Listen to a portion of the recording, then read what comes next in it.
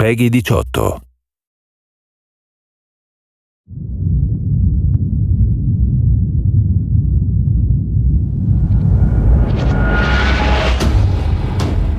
Hey everybody, Zachary Levi here. Over the last few months, we've brought you exclusive behind-the-scenes looks at the final hours of development of Tomb Raider. You've seen Camilla recording her last few lines, Rihanna musing her last few words, and Jason completing the last few notes of the score. As those key pieces lock into place, it's time to reveal one of the last portions of the game, and a team that's been shrouded in secrecy for 2 years.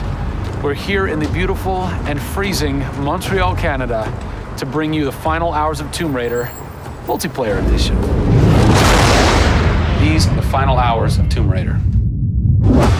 Welcome to yet another world-class studio in the Square Enix portfolio, Eidos Montréal, home of the multi-award-winning game Deus Ex.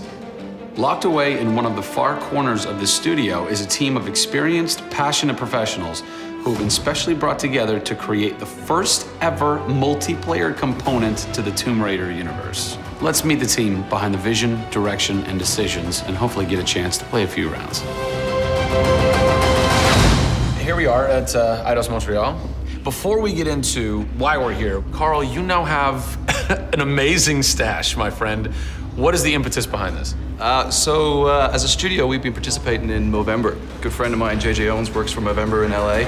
And we set up the gaming challenge, and we brought studios from all around the world together.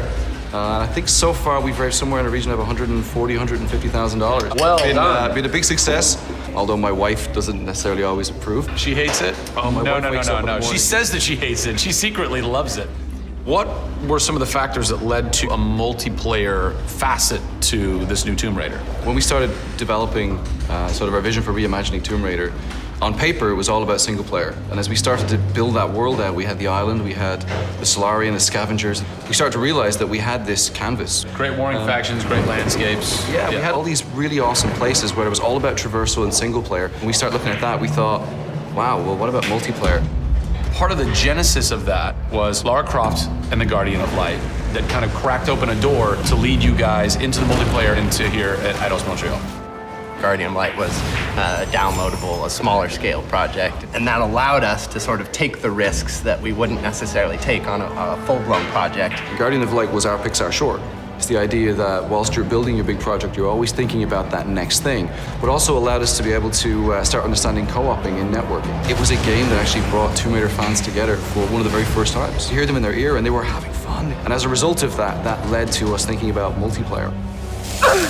Hopefully our single-player experience we're delivering is a very sort of single-player, solitary, immersive type of experience. But at the same time, we believed tomb raiding together with friends would be fun.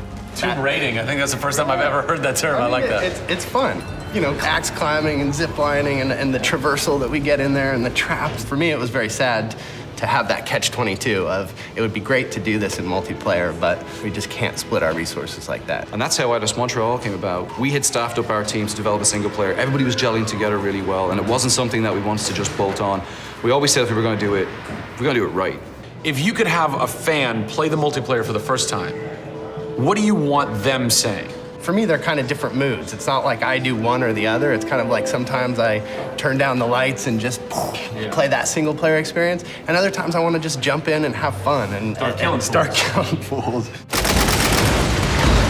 Joe Khoury, producer of multiplayer on Tomb Raider. It's the first time Tomb Raider has ever incorporated multiplayer, and you're in charge of that. Yeah. What's running through your mind when you get that call? Well, first off, exciting, right? I mean, we're all huge fans of Tomb Raider on the team. I mean, we grew up with Lara Croft.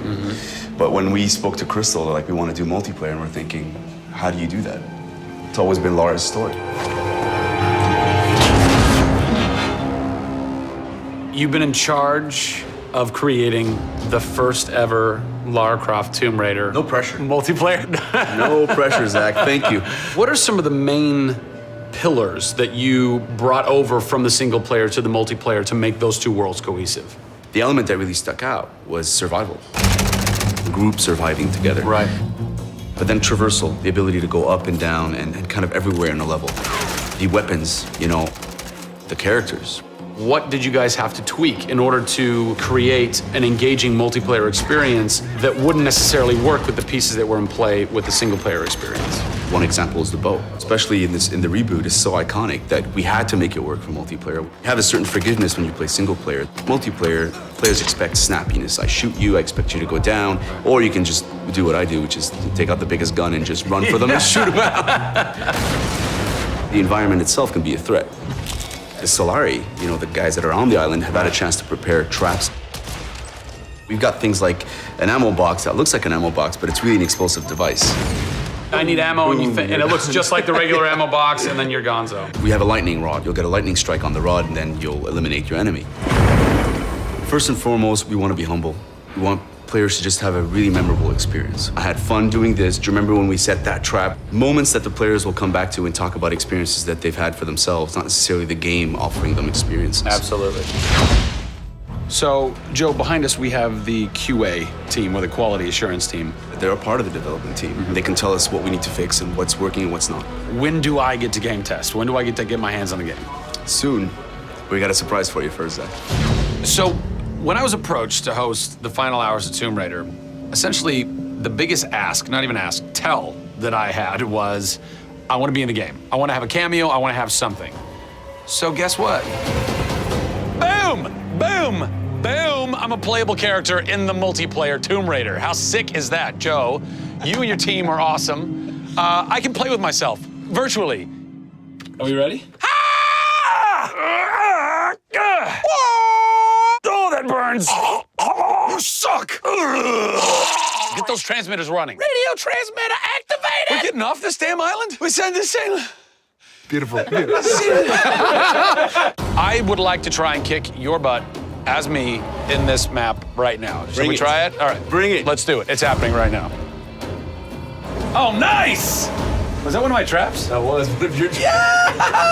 Yeah! These movie traps are really fun. I mean, they're really, really fun. Yeah! Don't worry about it. Just because you made the game and I beat him.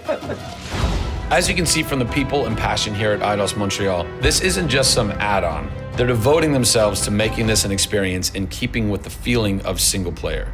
Familiar, yet different. Coming up in the final 2 episodes of our series, we go back to the home of Lara Croft.